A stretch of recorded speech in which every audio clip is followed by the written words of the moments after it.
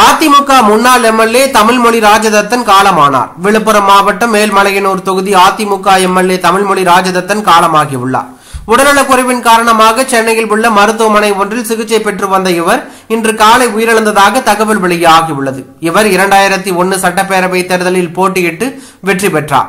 தமிழ்மொழி ராஜதத்தன் மறைவுக்கு அதிமுகவினர் இரங்கல் தெரிவித்து வருவதாக தகவல் வெளியாகி பெரும் அதிர்ச்சியையும் பரபரப்பையும் ஏற்படுத்தியுள்ளது.